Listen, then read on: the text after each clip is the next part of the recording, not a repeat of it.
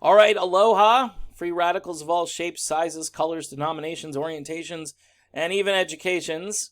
I'm Dave, and this is the Radical Independent. So last night, I wasted 2 hours of my life. I watched this train wreck.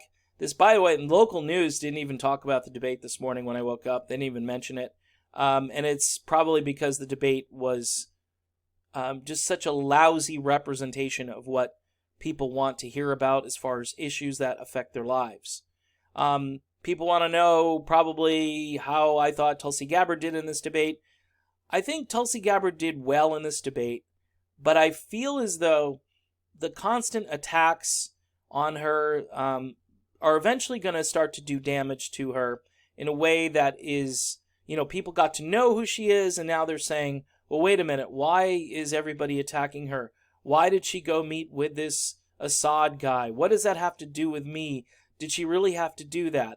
And the way it's explained on TV by the pundits, and then she got a question afterwards, basically sitting there, how disrespectful she was to Mayor Pete. Look, Mayor Pete ran a city, and he ran it into the ground from what I can tell.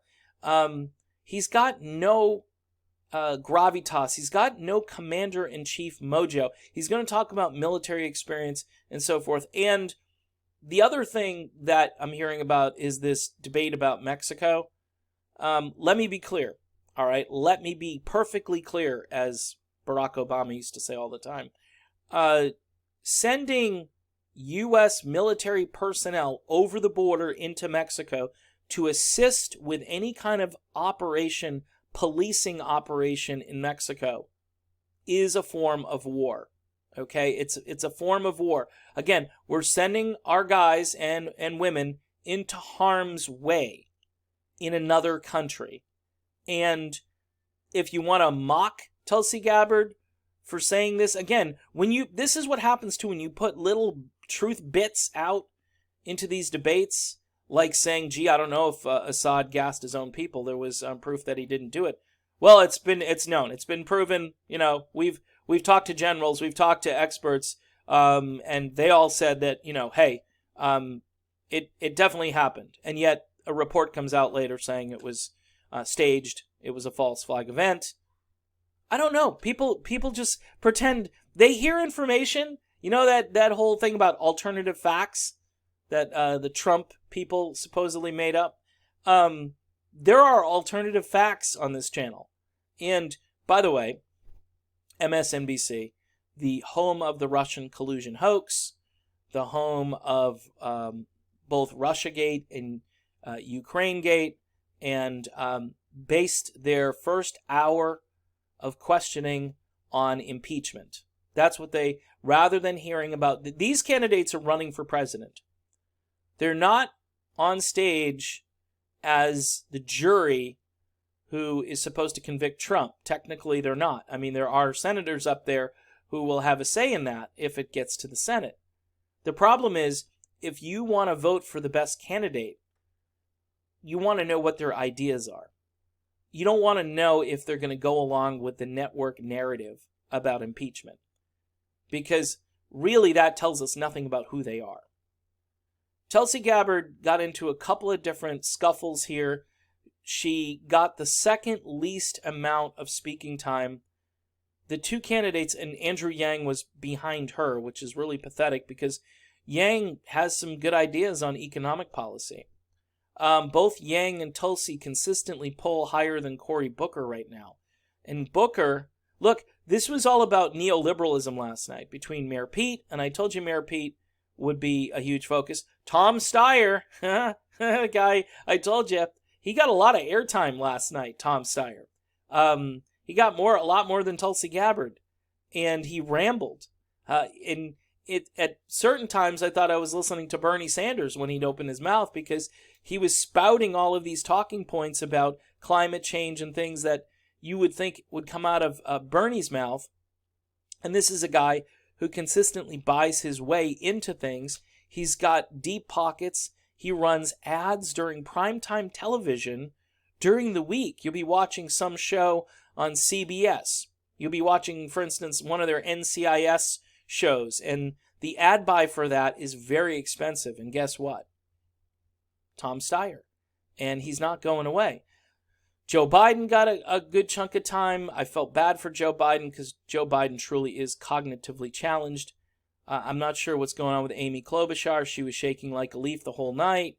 Either too much caffeine or she needs some type of suppressant or something to kind of bring her down. She's doing this. I mean, I'd worry about her near the nuclear football. I really would.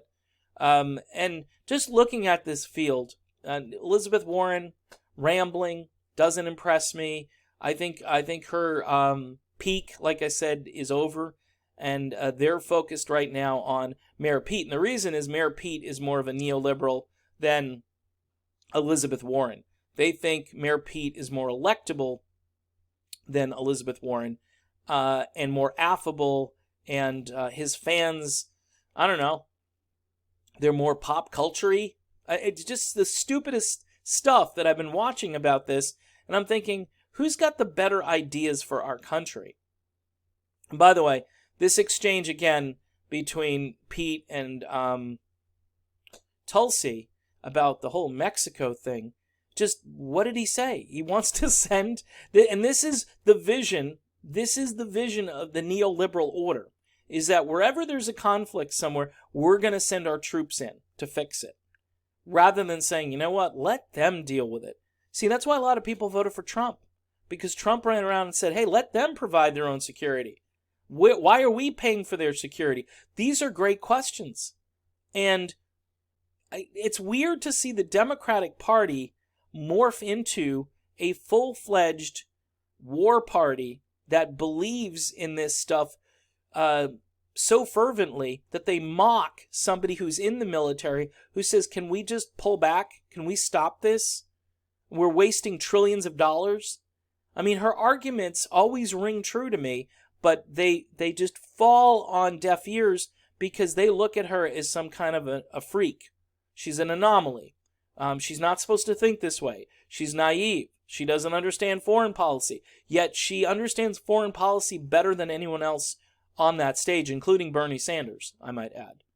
And it's a tragedy that her way of thinking is now fringe. It's fringe. And I'll tell you what, I ain't sticking around for this. If they nominate the neolib and it's a neolib against Trump, where do you go? What do you do? I don't know. Because they'll do anything they can to suppress Tulsi Gabbard and to some degree Bernie Sanders. At the end of it all, they're going to get the neolib candidate they want. I just can't see, again, Mayor Pete, he's going to hit a brick wall with minority voters. There's really no path to the nomination for a lot of these candidates. Bernie Sanders, if I were putting money on who gets nominated, I still put a lot of money on Bernie Sanders, but you can't count out Tulsi Gabbard. You can't count her out. Because you know why? Because she's feisty, and she doesn't need corporate media to succeed. We're seeing that happen. She doesn't really need corporate media, and I would say moving forward, she doesn't need these debates. I know there's a debate in December. I don't think she's officially qualified yet because of fundraising, but I think she'll probably raise enough money from different donors who watch her and get excited about her campaign. People who are independent, libertarian, even Republican, and that drives these people crazy. Because if they're not hearing the standard pat answers that, they're parroting 24 hours a day on this channel, if they're not hearing those answers, then guess what? You're just, you're not the right candidate. You're somebody that is on the fringe to us, but meaning the news media. But to you and I, those are the candidates that we want to hear from, the populist candidates. Populism is a thing now. And if you're going to go in a different direction, if you're going to try to just capture the Obama years, that was 8 years of stagnation. And I'm not just talking, I'm talking about between our foreign policy, our domestic policy, the whole thing was just a bleep show. So, Did Tulsi win this debate last night? I don't know. She didn't lose it, and she certainly is somebody who had an impact. But again, she doesn't get the airtime that she needs to actually talk about real issues. And I'm starting to think that, if you've got an independent media channel and you've got the means to organize a debate between, say, Tulsi Gabbard, Andrew Yang, Bernie Sanders, bring Marianne Williamson into it, and maybe bring in a neo-lib if they want to actually show up and talk about things. Maybe Elizabeth Warren might want to do it, although she is so choreographed and scripted that it's hard to imagine her doing like a Joe Rogan or something. I think she'd be really uncomfortable with it. So, in any event, a complete waste of my time last night for 2+ hours. I needed sleep. I didn't get enough sleep. I was nauseous going to bed, thinking that our democracy is being decided by this network. This is one of the deciding channels where information gets disseminated, and it's a disaster. It's a complete disaster, and we need another way to do this. And that's it. That's it. I'm done. I will talk to everybody soon. Thanks for supporting the channel.